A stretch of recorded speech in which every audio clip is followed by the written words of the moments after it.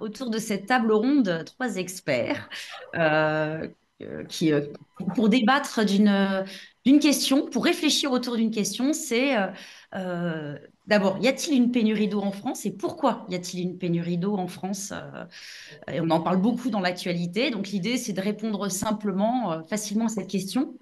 Et alors, juste avant de commencer la table ronde, j'aimerais juste qu'on soit certain de parler de la bonne eau. Donc, on parle de l'eau douce, l'eau qui est aujourd'hui exploitable pour les organismes vivants et pour les activités humaines. Et j'aimerais partager avec vous une image pour vous montrer, j'imagine que vous l'avez peut-être déjà vue, je ne sais pas si vous la voyez bien. Il s'agit d'une image qui a été partagée il y a quelques années par un organisme, par une institut américaine qui s'appelle the Woods Hole Oceanographic Institute. Alors, qu'est-ce qu'on voit sur cette image? C'est la planète Terre qui a été entièrement vidée de son eau salée et eau douce, et qui est rassemblée dans la sphère la plus grosse que vous voyez sur la gauche. La sphère qui est juste à côté, qui est la moyenne entre les deux petites sphères, représente l'eau douce présente sur Terre. Seulement dans cette eau douce présente sur Terre, seule une infime partie est accessible à l'homme. Ça représente à peu près moins de 1%, et c'est donc la plus petite sphère que l'on voit qui est en bas. Donc aujourd'hui, on va parler de cette petite sphère que nous devons nous partager entre les organismes vivants, les activités humaines, enfin, voilà. Et donc, cette petite sphère sera toujours égale, il y aura toujours la même quantité.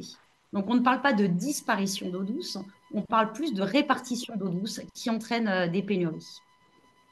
Donc, vous me direz si tout vous va. Voilà, donc c'est un peu l'objet du débat. Donc, avec nous, nous avons Pierre Lecointe. Alors, vous pouvez faire un petit hello, je ne sais pas s'il y a votre nom. Oui, Voilà, c'est bon. Lecointe. Bonjour Bonjour. à toutes et tous. Alors, vous êtes ingénieur hydrologue, spécialiste de l'eau et des sols. Et donc, c'est à propos que vous travaillez au BRGM, un institut public qui est spécialisé dans les sols, dans les sous-sols, et Mm. donc que contient les sols et les sous-sols, et bien de l'eau. Votre domaine d'expertise est au niveau des nappes phréatiques, dont on entend beaucoup parler. Donc, les nappes phréatiques, vous allez nous expliquer plus tard tout à l'heure ce que c'est, mais ce sont des grands réservoirs d'eau qui se trouvent proches de la surface, mais aussi les nappes plus profondes, Mm. qui se situent plus à plus de 50 mètres de profondeur. Un peu moins peut-être. Vous En allez me plus, ça peut aller plus loin même. plus loin, d'accord. Et alors, ce qu'il faut bien comprendre, c'est que ces nappes représentent à peu près, alors dites-moi si j'ai raison au niveau du chiffre, 96% du réservoir d'eau douce accessible à l'homme. Il y a les eaux de surface, Ouais. mais les eaux souterraines sont surtout celles que vous me Moi, rectifiez le chiffre. ouais, alors du coup, j'ai pas refait le calcul, mais j'ai en tête effectivement sur l'eau douce, il y a trois quarts de glaciers et 20, un peu plus de 20% d'eau souterraine, et puis le reste, effectivement, c'est juste les rivières et les lacs, quoi. D'accord. Bon, Donc, voilà. oui, ça doit être à peu près ça. Et donc, les nappes phréatiques, enfin les nappes et les nappes profondes et les nappes phréatiques, on va voir que suivant le type de sol, leur profondeur, il n'y a pas le même type de gestion, le même type de contrôle, et ça influence énormément la répartition de l'eau en France et puis dans le monde. Voilà. Avec juste à côté, alors vous pouvez dire bonjour, Hervé Douville. Bonjour.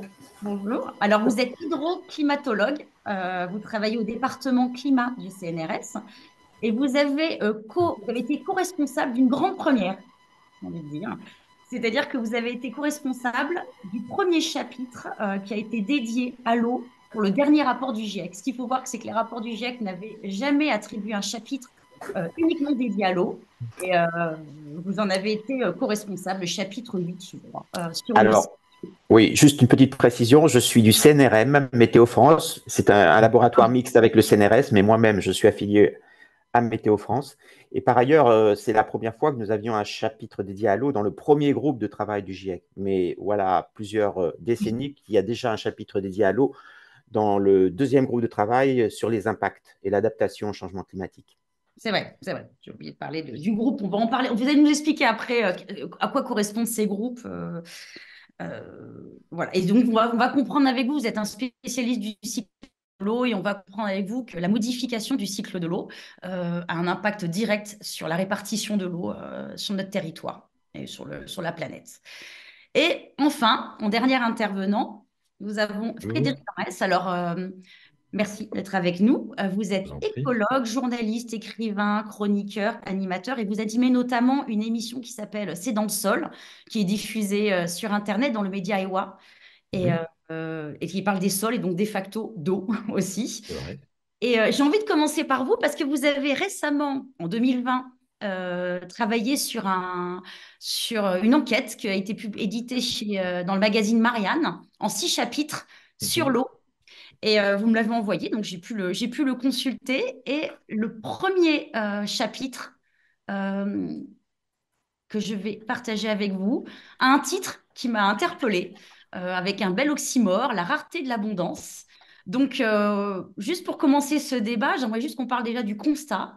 Quand vous parlez de rareté de l'abondance, est-ce que l'eau est abondante et devient rare? Est-ce que c'est une rareté de ressources? Où en sommes-nous aujourd'hui sur l'eau douce en France? La rareté de l'abondance, parce que bonjour à tous et à toutes. Alors effectivement, j'ai écrit cette série en 6 épisodes en 2020 et depuis j'en ai fait d'autres. Là, j'écris depuis 2020 un programme court pour France Télé qui s'appelle À la source sur l'eau justement. Des pastilles d'une minute après le JT du 20h. Je suis en train de le faire là d'ailleurs. La rareté de l'abondance, parce que l'eau dans notre imaginaire est abondante. L'eau, c'est la manne divine. L'eau, c'est la vie. Depuis qu'il pleut sur Terre, je parle sous le contrôle de Pierre et d'Hervé, ça doit faire 3 milliards et quelques années. La quantité d'eau est toujours la même, sauf que là, manifestement, elle a tendance à baisser. En tout cas, elle est de moins en moins disponible au moment où tout le monde en a besoin. Et donc, on découvre cette rareté. On l'a découverte à l'occasion de la sécheresse en 2022 sur laquelle j'ai beaucoup travaillé, sur laquelle j'ai fait un film pour TF1 juste il y a un an là. Et les gens ont découvert une évidence pour le CNRM, une évidence pour le BRGM, une évidence pour un type avec qui j'ai travaillé pendant quelques années, Emmanuel Leroy-Ladurie, immense historien du climat, qui ne cessait de me dire l'eau, c'est le premier tueur en série de l'histoire, parce que l'eau, quand elle est là ou quand elle manque, on peut rien faire contre elle, et en tout cas, malgré qu'elle est dans notre culture collective, on l'oublie très vite parce qu'elle coule de source, à tous les sens du terme. Et c'est ce qu'on a découvert en 2022, même nous en France, et finalement déjà en 2020. Sinon, j'aurais pas titré de cette façon-là. Même nous, en France, pays béni des dieux, climat tempéré, où il pleut tout le temps, et moi je suis ch'ti et je sais ce que c'est que la pluie, et ben, on peut être confronté en été, on peut être comme des cons, à pas savoir, à devoir partager ce qu'on n'était pas censé partager avant, et on se retrouve. Moi, j'ai vu là où habite encore mon père dans le Cambrésis, avec les premiers questionnements sur le partage des usages dans le Cambrésis où il pleut, je ne sais pas si 100 millimètres par an, j'en sais rien, mais on a l'impression qu'il pleut tout le temps. Le bon côté des choses, je termine là, c'est que cette rareté, finalement, même si on ne l'a pas en tête, parce que l'eau, personne ne la connaît, en gros, tout le monde s'en fout, il y a quand même une infrastructure administrative qui fonctionne bien, hein, c'est le système des agences de l'eau, des commissions locales de l'eau, etc., qui fait que les conflits d'usage se sont parfois étonnamment très bien réglés, notamment en Occitanie, où c'était un peu comme ça. Donc le système, pour l'instant, fonctionne. En tout cas, on va vers une rareté au sens où il y aura trop d'utilisateurs pour moins d'eau au pire moment, celui où il fera le plus sec. Voilà. Ouais, donc on est d'accord, par exemple, bon, Pierre Lecointe, justement, dans le cadre du PRGM, vous éditez régulièrement l'état des nappes phréatiques, donc Ouais. tous les mois l'état des nappes phréatiques en France. Et justement, la dernière que vous avez partagée, parce qu'on est bien d'accord qu'on parle de la même quantité d'eau, mais d'une difficulté, d'une raréfaction par rapport à sa répartition sur le Dans le territoire, temps, bah oui, dans le temps et dans l'espace, ouais. dans le temps et dans l'espace. Et vous aviez, là, je vous montre la dernière, je pense que tout le monde l'a vue, mais je la trouve très intéressante, surtout pour aujourd'hui. Donc, elle date d'avril. Et le seul point rouge, étonnamment, c'est justement aujourd'hui, là où Pyrénées-Orientales. nous nous trouvons, même virtuellement. Donc, est-ce que vous pouvez m'expliquer pourquoi il y a une différence de répartition comme ça? Pourquoi on retrouve ce point rouge, Pierre? Oui, alors ça a été évoqué dans l'introduction. Il y a donc là les bulletins qu'on édite, c'est bien donc les nappes phréatiques. Les nappes phréatiques, c'est la première nappe qu'on rencontre depuis la surface. Et alors déjà, faut juste pour pour repréciser le concept de nappe, c'est pas le cas général, le cas classique, c'est pas un lac ou une rivière souterraine. Ça, c'est un contexte bien particulier. C'est le karst, c'est le calcaire qui est dissous, qui nous fait les conduits souterrains qui sont explorés par les spéléologues. Mais le cas général, l'eau, elle va être stockée entre les grains de la roche. Typiquement, on voit bien quand on va sur la plage, on voit le sable sec, le sable mouillé, et l'eau, elle occupe tous les espaces vides entre les grains de sable. Bah, les nappes, le cas général des nappes, c'est la même chose, mais ça peut être des sables, mais ça peut être aussi des roches consolidées qui vont avoir des espaces vides entre les grains. Mhm. Et après, donc on distingue les nappes profondes, donc qui vont avoir un fonctionnement qui va être beaucoup plus, elles vont mettre beaucoup plus de temps à se recharger. La circulation va prendre parfois plusieurs centaines ou milliers d'années. Et qu'on distingue des nappes phréatiques, qui vont elles, avoir une gestion plus sur un cycle annuel, en fait, qui va beaucoup dépendre des précipitations, et en particulier des précipitations automnales et hivernales.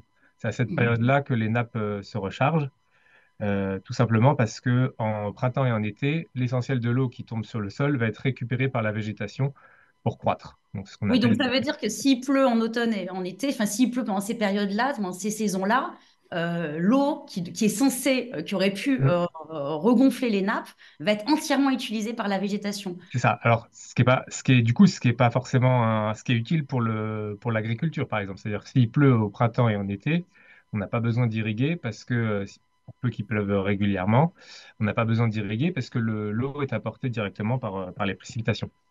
Par contre, pour les autres usages, effectivement, qui dépendent des réserves qui ont été faites pendant l'automne et l'hiver, oui, là, on n'apporte pas plus. Enfin, en tout cas, pas pour les nappes.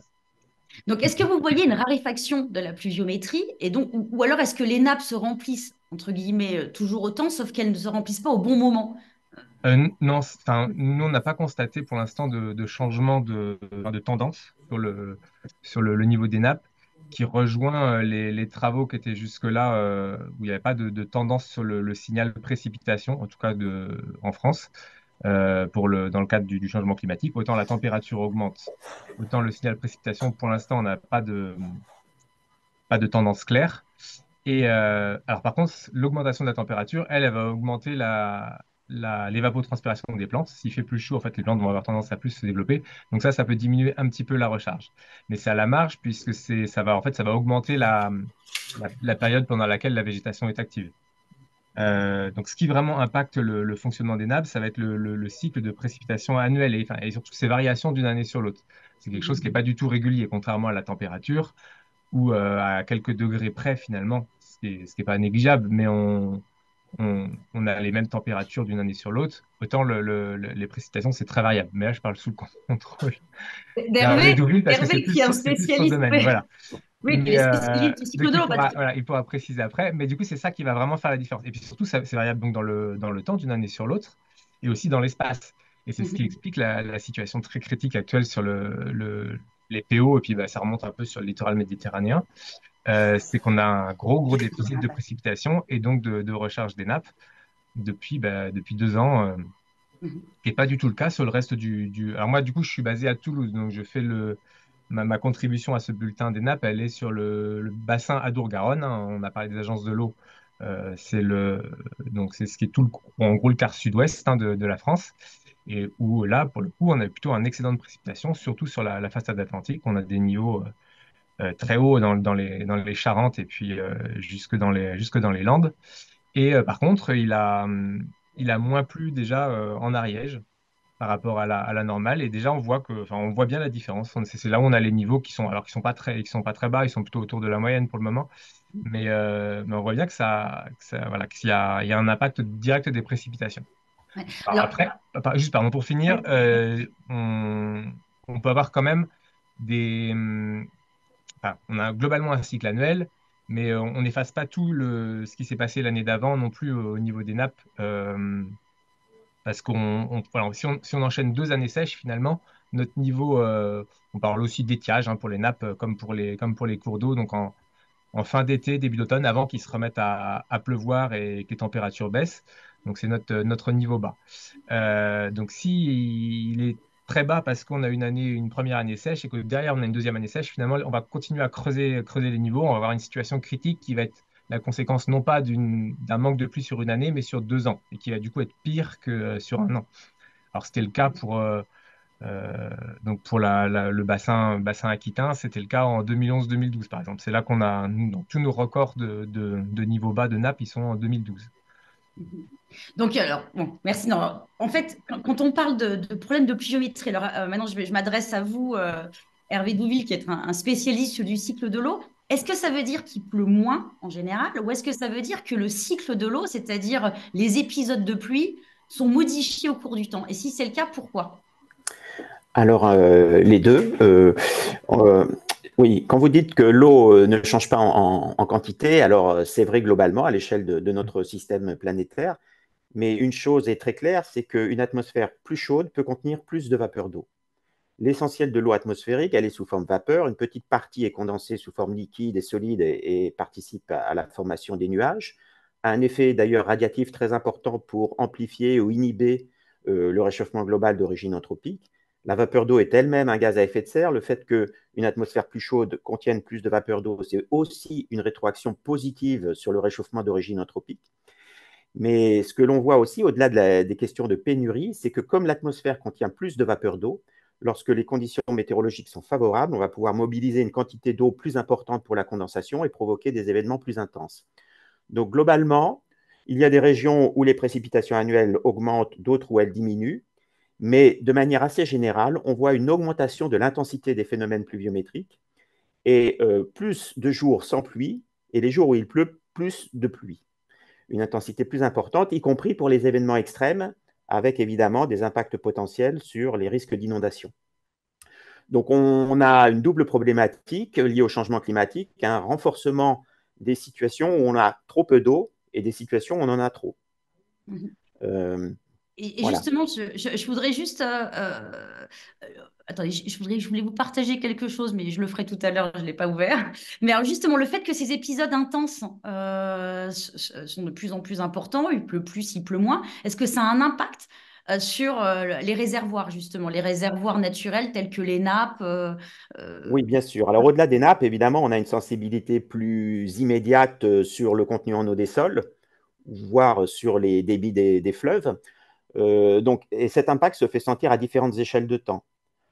Comme il a déjà été dit, on a par ailleurs une augmentation de la demande atmosphérique. Une atmosphère plus chaude va provoquer une évaporation plus importante à la surface des continents et une transpiration des plantes plus importante, même si les plantes ont aussi une réaction à la concentration atmosphérique en CO2 et peuvent avoir une meilleure efficacité dans l'utilisation de l'eau.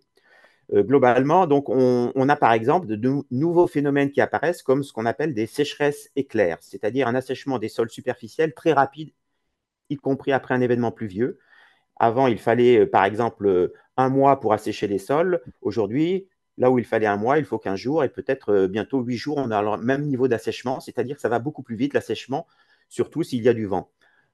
Par ailleurs, on a souvent une concentration saisonnière des précipitations, et ça c'est notamment vrai autour du bassin méditerranéen, c'est-à-dire qu'on a une saisonnalité accrue des précipitations avec une saison sèche encore plus sèche ou encore plus longue. Et on voit aujourd'hui qu'effectivement, la saison sèche a tendance à s'allonger dans de nombreuses régions du globe, et pas seulement autour de la Méditerranée. Et puis enfin, on a une plus grande variabilité aussi d'une année sur l'autre. C'est-à-dire que les années sèches vont être plus sèches, les années humides plus humides. Et ça, c'est vrai dans une grande partie du globe également. Et ça provoque évidemment une grande volatilité sur les ressources en eau, avec des impacts notamment sur la production agricole. Ouais. Euh, Justement, je voulais partager avec vous, Hervé, et avec. Donc, c'est issu d'une BD sur le GIEC, hein, où vous avez été très bien représenté. Le chapitre qui vous est attribué s'appelle La colère. Et donc, vous nous expliquerez peut-être pourquoi vous êtes en colère, pourquoi c'est la colère. Et alors, il y a une page justement qui est très intéressante où vous montrez justement l'évolution des épisodes intenses de pluie en rapport avec la température, donc suivant les différents modèles. Donc aujourd'hui, je ne sais pas dans quel modèle on pourrait se situer, mais on peut dire que ce phénomène de phénomène intense et de modification du cycle va en s'accentuant, quoi. On Oui, est tout sur à une fait. tendance. Ouais, Alors, cette BD s'appelle Horizon climatique. Elle est l'œuvre de Iris Dion, qui a d'ailleurs fait sa thèse chez nous, au CNRM, avant de migrer dans un autre laboratoire et de faire ce joli projet avec un dessinateur qui s'appelle Xavier Henrion, si ma mémoire est bonne. c'est ça. Et donc, c'est un ouvrage que je recommande à toutes les bibliothèques, évidemment. Mm. Donc, alors pourquoi je suis en colère? Pour de multiples raisons, y compris peut-être le manque de sensibilisation du grand public à ces questions autour du changement climatique et de ses impacts sur l'eau, mais aussi parfois vis-à-vis de la recherche elle-même, où on a du mal à faire passer les messages clés et où le dialogue avec les politiques est parfois difficile. Un exemple, c'est que avec le nouveau cadrage des politiques climatiques liées à l'accord de Paris, on a de plus en plus tendance à raisonner non pas en cible d'émissions de gaz à effet de serre, mais en cible de niveau de réchauffement global, Température, avec ouais. Ouais. notamment la fameuse discussion de savoir si on peut se contenter de limiter le réchauffement à 2 degrés ou si, comme le dit l'accord de Paris, il faudrait rester bien en deçà de 2 degrés et si possible, ça avait été l'objet d'un rapport spécial du GIEC à 1,5 degré. On sait aujourd'hui que cette cible est totalement devenue obsolète puisqu'on est déjà à peu près à 1,3 degré. C'est-à-dire que déjà, par rapport au dernier rapport du GIEC du premier groupe de travail publié en 2021, on a repris un dixième de réchauffement. On était à 1,2, on est aujourd'hui à 1,3. Ça va très vite actuellement.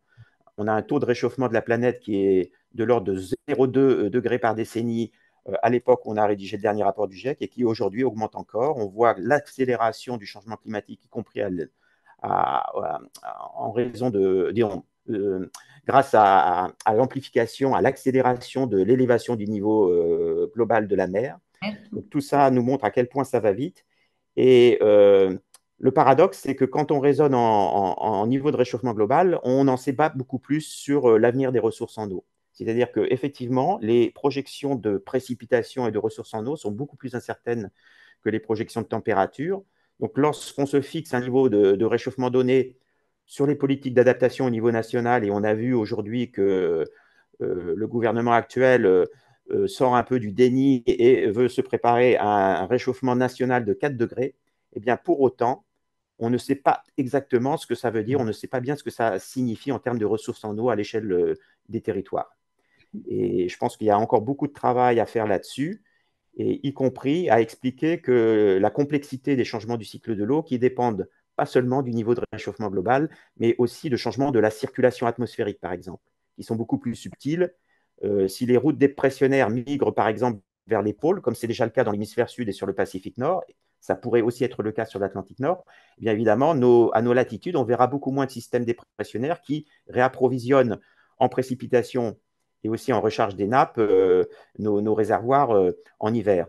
Donc voilà, on a vraiment des questions très ouvertes concernant notamment les changements de circulation atmosphérique qui peuvent moduler fortement l'impact du changement climatique, même à un niveau de réchauffement donné, que ce soit au niveau global ou régional.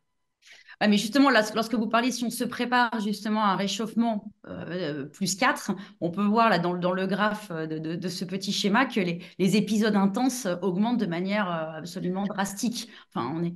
Voilà, c'est Ouais. ce que je disais au début, c'est-à-dire qu'il faut distinguer à la fois des effets qu'on appelle thermodynamiques, c'est-à-dire notamment liés au réchauffement avec une humidification de l'atmosphère et une intensification des pluies. Ça, c'est relativement robuste, c'est relativement indépendant du choix du modèle utilisé.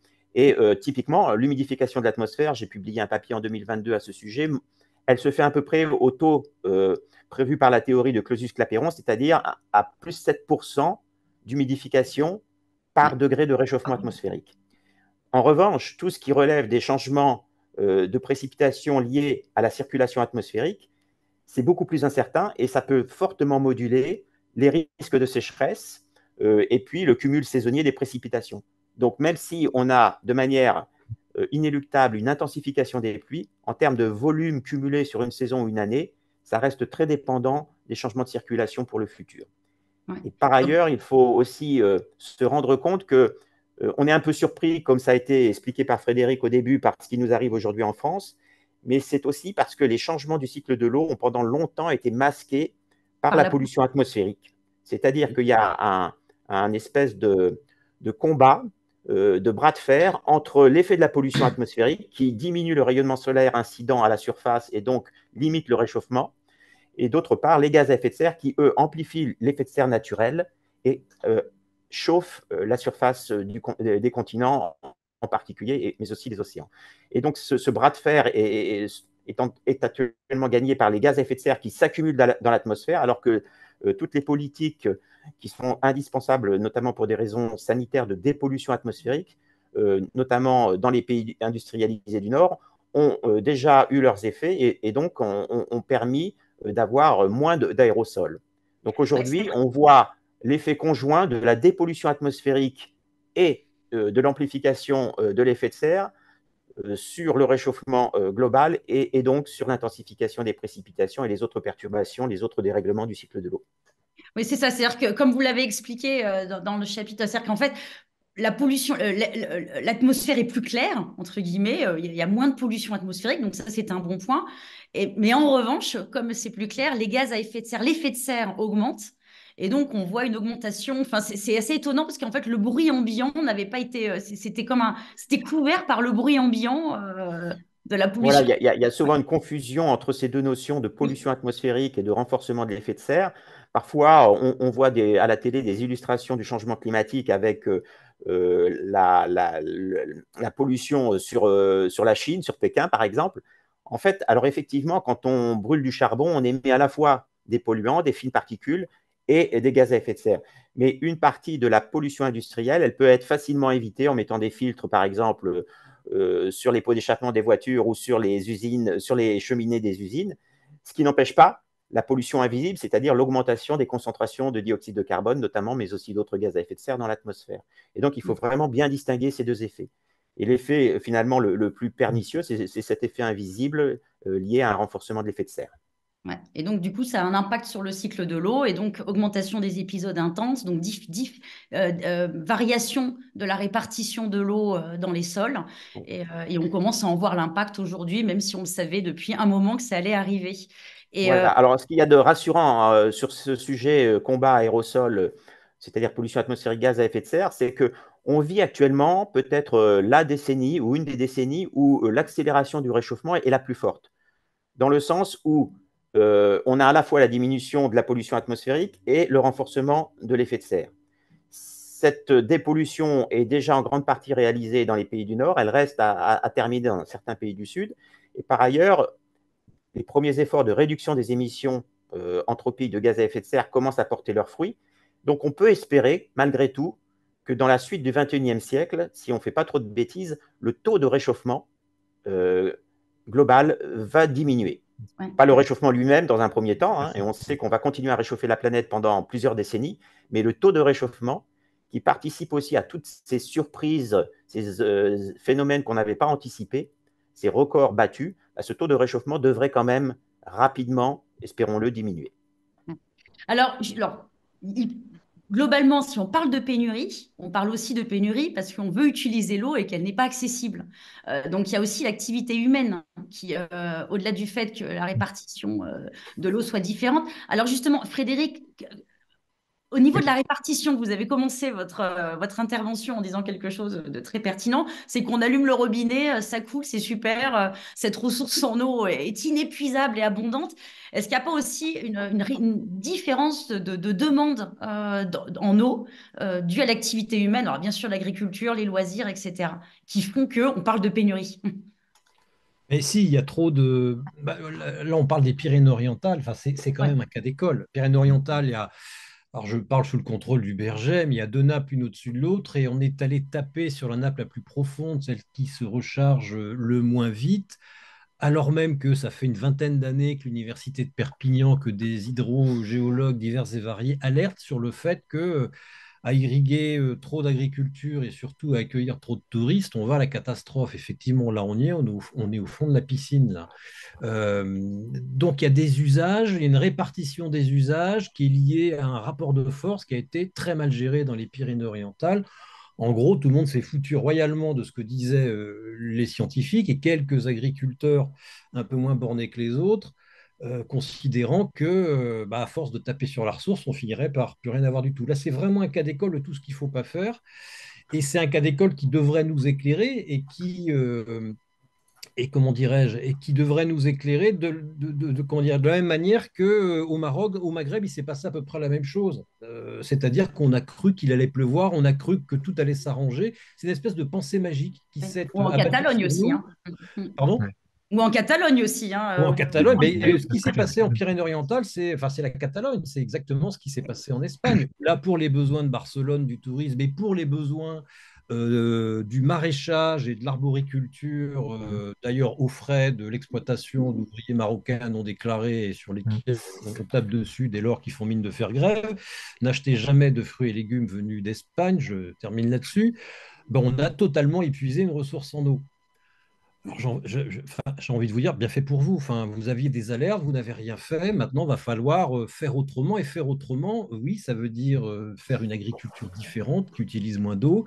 Ça veut dire sans doute en arrêter avec cette croissance touristique.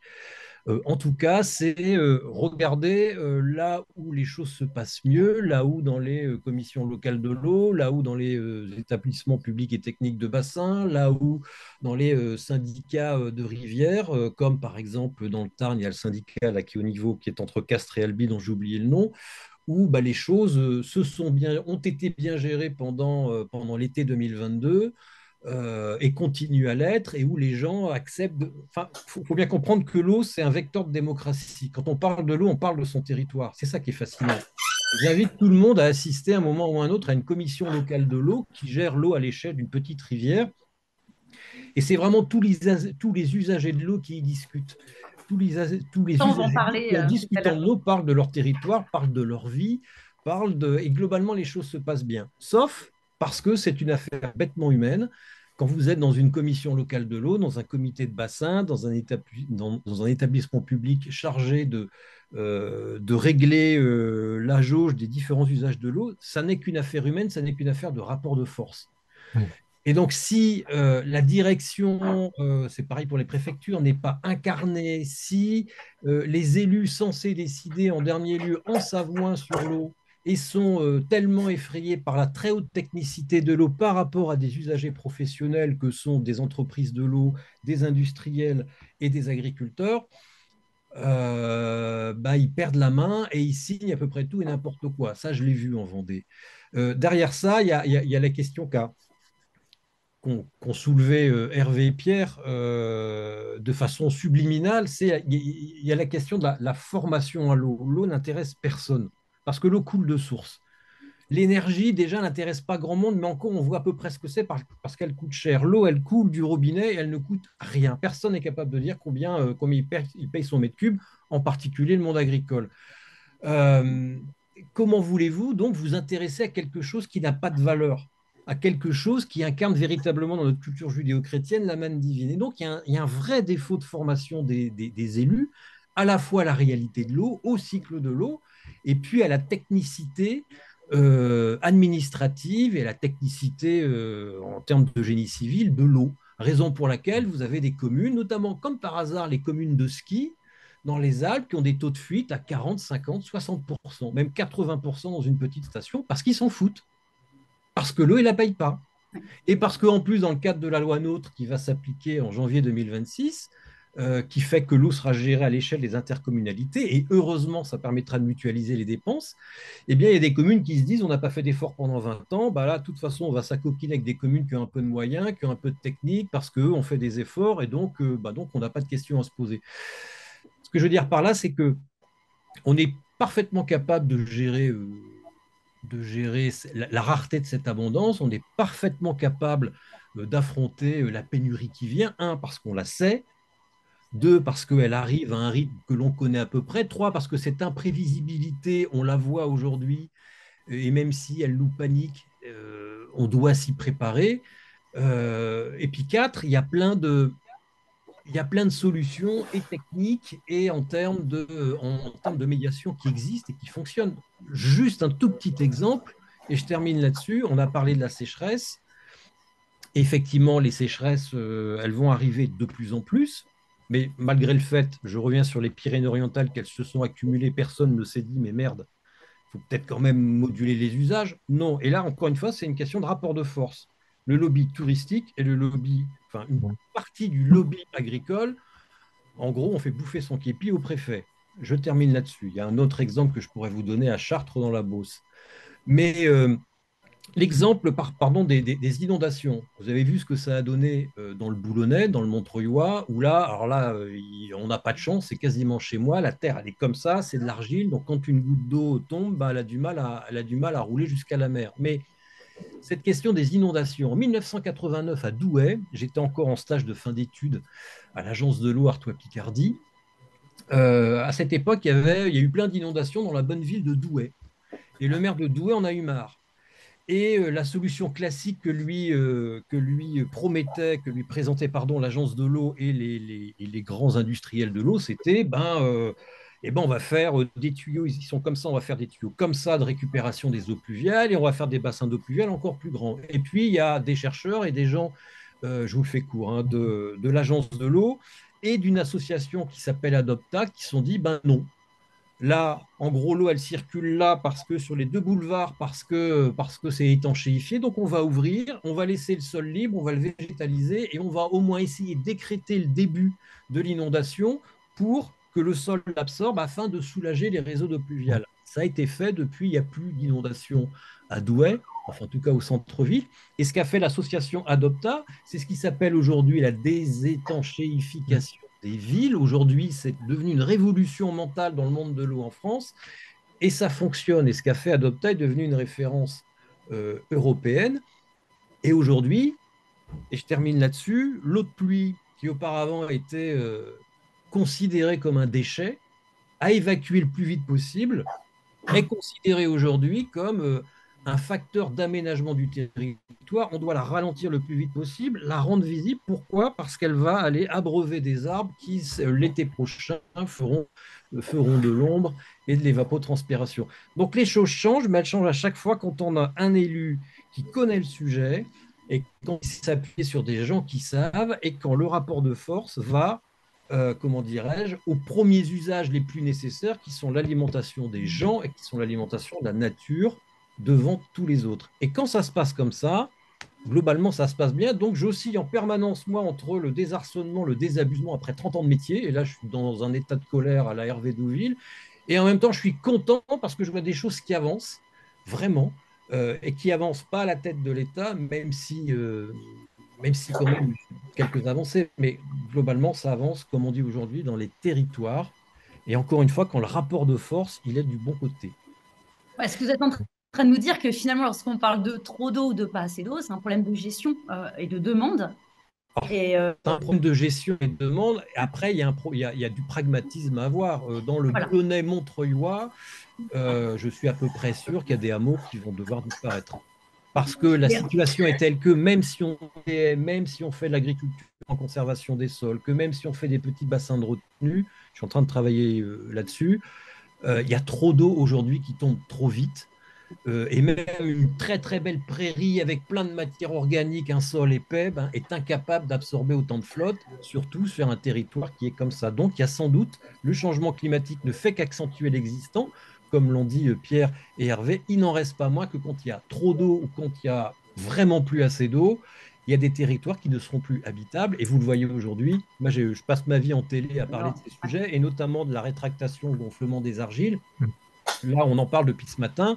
C'est la moitié du territoire qui est soumis à ce problème. Je vois là dans ma ville très aisée du sud-est parisien brunois, il y a quasiment 70% des maisons qui sont touchées parce que la ville est construite sur de l'argile et de la marne verte. Alors pas moi parce que je suis en plein centre-ville, la maison elle a 3 siècles donc elle risque rien, mais partout autour, moi, je me dis qu'il y a des quartiers, il y a des rues qui peut-être demain ne seront plus habitables. Et ça aussi, il faut le dire aux gens. C'est pas grave, c'est comme ça. Il faut que le système assurantiel, il faut que l'État soit là pour aider, voilà, pour aider les gens. Il faut aussi considérer qu'il y a un existant de la même façon pour la submersion marine. Il faut considérer, comme l'a fait le département de l'Aude, qu'il y a des aménagements qu'on ne peut plus faire à 100 mètres de la côte. Il faut déménager. C'est pas grave, c'est comme ça, mais au moins on connaît le rythme d'évolution. Voilà, là j'ai fait un tunnel, pardon, Andrine.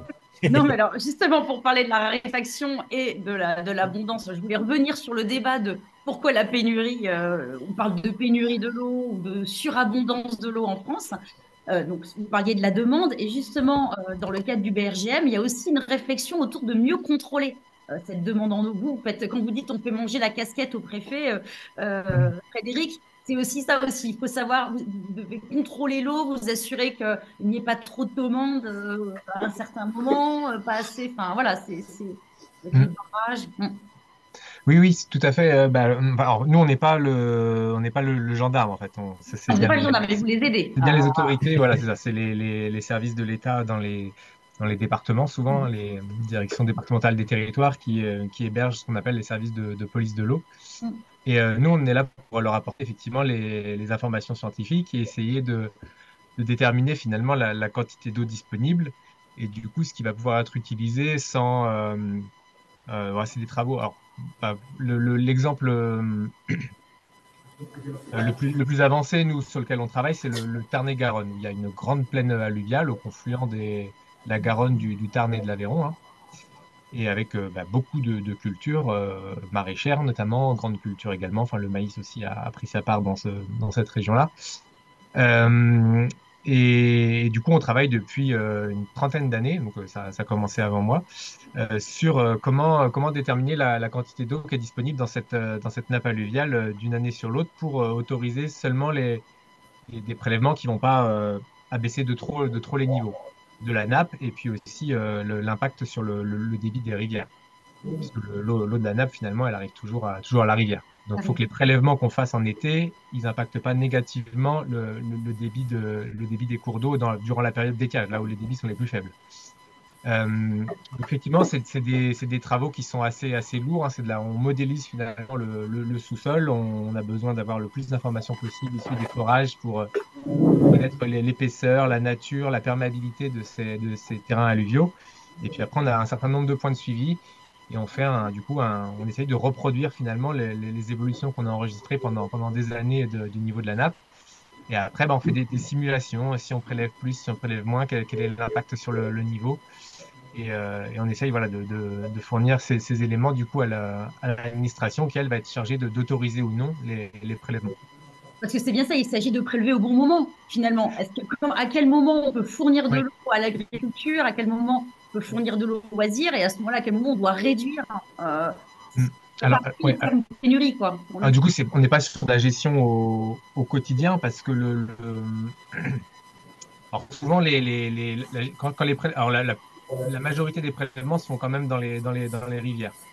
Et bizarrement, la nappe, il y a moins de restrictions d'imposer sur le niveau de la nappe que sur le niveau des rivières où on a des débits objectifs qui ont été définis à pas, en dessous desquels il ne faut pas descendre, sinon il y a interdiction des prélèvements pour le niveau le plus critique.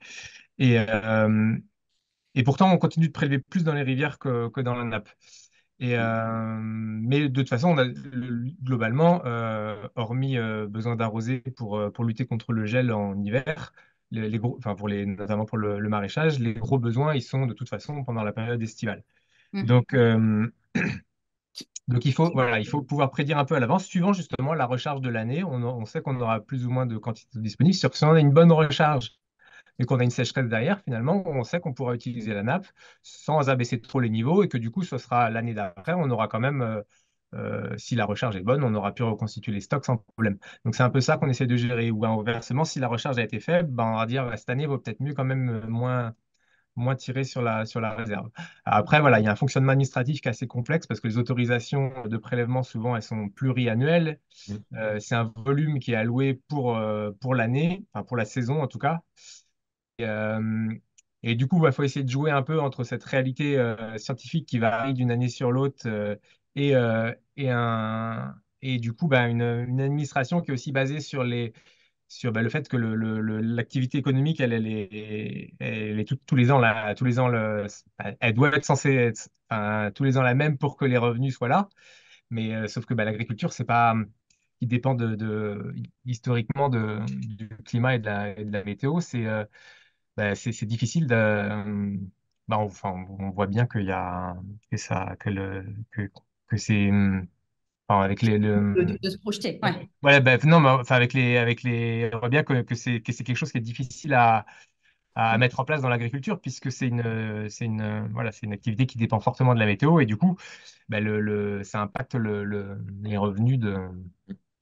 Ça, on va le voir tout à l'heure dans la table ronde Ouais, suivante sur ouais. les solutions, justement, partir plus sur une agriculture irriguée, moins dépendante de la pluie, Ben, hein, oui, ouais, mais avec enfin, une irrigation aussi plus. plus contrôlée. Ouais, voilà, c'est ça. Puis ouais, plus raisonnée, enfin, Mais de alors, bout à bout. Mais justement, après, on a évoqué le cas du Maghreb, le sud de la Méditerranée. Eux, ils sont beaucoup moins gâtés en eau que nous.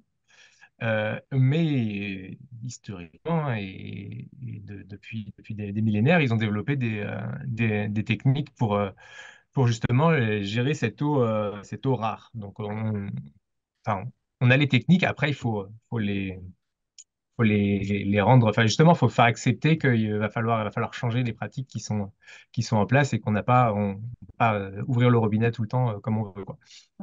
mais alors, du coup, pour revenir sur le cycle de l'eau et cette réflexion autour de la gestion de l'eau par rapport aux périodes de l'année ou d'une année sur l'autre, puisqu'on sait que le cycle de l'eau est modifié, en tous les cas, c'était une catastrophe annoncée, mais qui est maintenant d'une évidence, puisqu'on commence à le voir réellement apparaître. Quel type de modèle il faudrait utiliser? Alors Hervé, je me tourne vers vous parce qu'il y a une multitude de modèles, c'est très complexe pour arriver à se projeter sur la répartition de l'eau dans le futur. Comment savoir? Alors vous parlez, vous, par exemple, vous parlez très ouvertement de l'incertitude des modèles. Vous voulez une transparence complète à ce niveau-là parce que vous ne voulez pas faire croire qu'un modèle est plus exact qu'un autre ou qu'il faudrait faire la moyenne de tous les modèles pour dire, ah bah celui-ci c'est le bon. Non, mais vous dites qu'en revanche, c'est une incertitude qu'il ne faut rien faire. Et vous êtes plus partisan, vous, de prendre le modèle le pire, entre guillemets, pour pouvoir se projeter et se préparer aux termes pénurie ou abondance.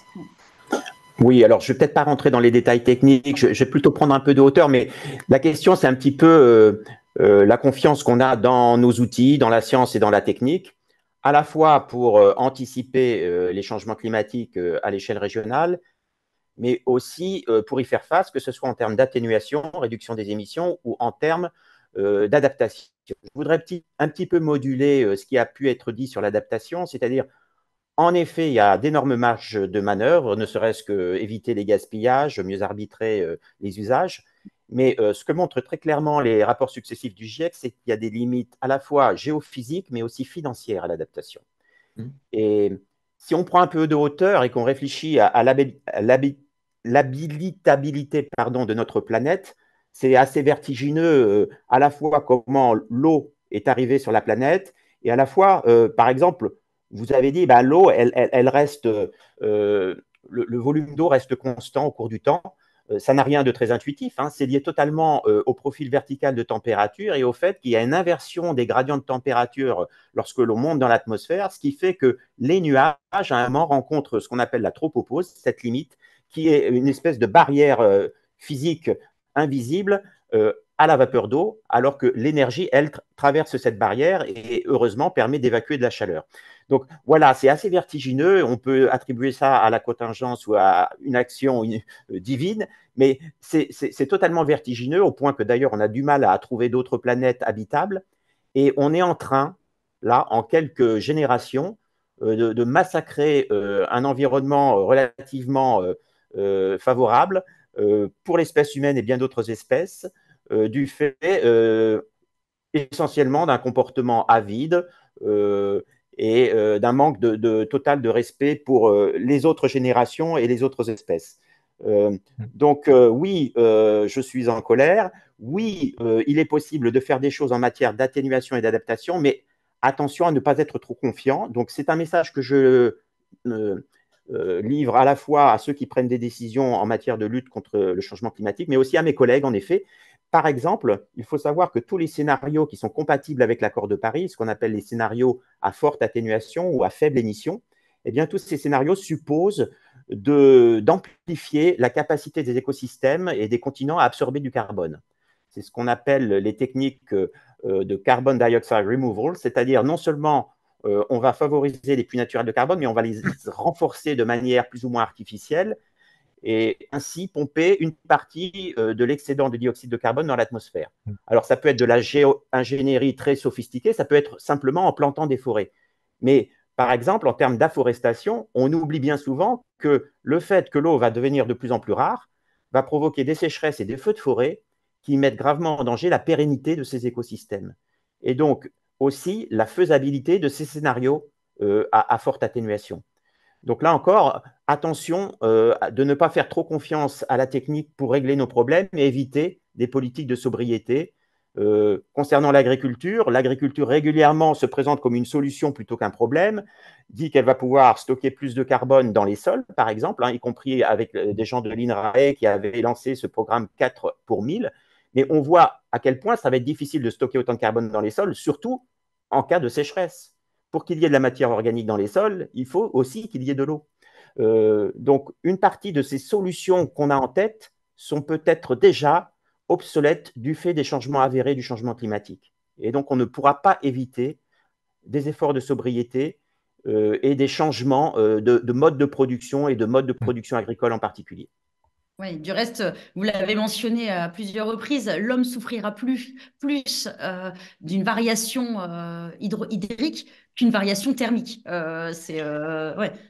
Alors, c'est un petit peu Pas délicat de difficile dire ça bien. lorsque on... Peut-être mal. Mais c'est vrai que la canicule est quand même beaucoup plus facile à supporter lorsqu'on a de l'eau que lorsqu'on n'en a pas. Hein. On voit dans les villes ces phénomènes où parfois on ouvre les vannes des bouches à incendie pour se rafraîchir. Hein. On a ces images de New York pendant les canicules. Mais voilà, si on n'a pas d'eau, c'est vraiment une calamité de souffrir de la chaleur. Et ce qu'il faut savoir aussi, c'est que les sécheresses amplifient l'intensité des canicules et la fréquence des canicules. Donc plus les sols sont secs, plus les canicules sont favorisées. Alors, juste pour conclure, lorsqu'on parle finalement de pénurie, Hervé, est-ce que vous pouvez nous expliquer, en fait, alors, finalement, il y a autant d'eau, donc ce que vous disiez, c'est pas assez contre-intuitif, mais pourtant c'est réel. Aujourd'hui, si on doit se projeter dans les années à venir, que va-t-il se passer au niveau de l'eau? Les épisodes intenses vont augmenter, voilà. Oui, donc on Le mot a beaucoup... pénurie est exact, en fait, c'est ça Oui. que je voudrais voir avec vous. Est-ce que finalement, on parle vraiment de pénurie ou on parle juste de variabilité de l'eau? Alors, les deux, c'est-à-dire que certaines régions vont vraiment s'aridifier. Donc, il va y avoir des tendances et vous évoquiez un petit peu les limites de nos modèles. Ce que j'ai montré récemment dans un article l'année dernière, c'est que par exemple, l'assèchement superficiel sur pas mal de régions, notamment subtropicales, qui sont déjà arides ou semi-arides, cet assèchement en cours semble être sous-estimé par les modèles, ce qui est très inquiétant pour des régions qui sont déjà assez vulnérables au déficit en eau. Donc, on a à la fois des tendances à la raréfaction dans certaines régions, pas toutes, les hautes latitudes où l'équateur météorologique a tendance à avoir de plus en plus de précipitations, par exemple. Mais au-delà de ça, donc, on a beaucoup parlé d'une augmentation de la variabilité spatio-temporelle avec moins de régularité dans l'approvisionnement. Et puis, ce qu'on n'a pas évoqué, qui mériterait d'être évoqué aussi, mais qui est plutôt l'objet du deuxième groupe de travail du GIEC, c'est la qualité de l'eau. Oui, on va en C'est-à-dire parler que le après. changement climatique, malheureusement, va aussi détériorer la qualité de l'eau pour au moins deux raisons. Une eau plus chaude est plus sensible au développement bactérien et à la pollution, au phénomène de pollution. D'ailleurs, on a vu qu'il y a des normes européennes concernant le refroidissement des centrales nucléaires et le rejet d'eau dans les fleuves qui ont dû faire l'objet de dérogations récemment parce qu'on n'avait pas d'autre solution que de faire fonctionner ces centrales malgré tout. Et au-delà de la température de l'eau, il y a aussi la concentration des polluants lorsque les débits d'étiage, et c'est souvent le cas du fait du changement climatique, ont tendance à diminuer avec, encore une fois, une saisonnalité des précipitations et des débits de plus en plus marqués. Donc, n'oublions pas cette question de la qualité qui fait que, effectivement, le changement climatique est à bien des égards une calamité pour le cycle de l'eau.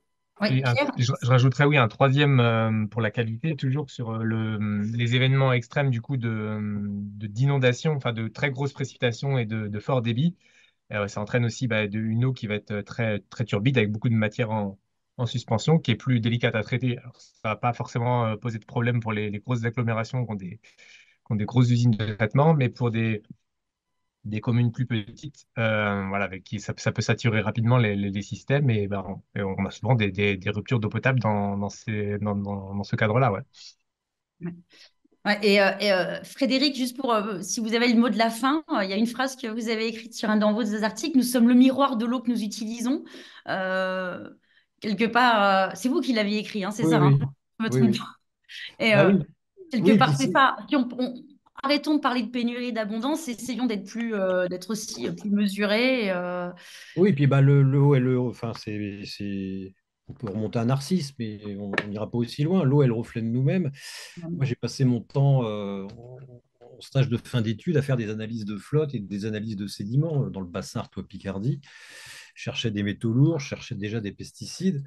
Ce qui est amusant, c'est que l'eau, vous y trouvez toute la mémoire économique, tout le mode de vie de génération après génération d'un pays. C'est ça qui est fascinant. Aujourd'hui, par exemple, on retrouve les fameux PFAS, mais qui étaient déjà dans les sédiments.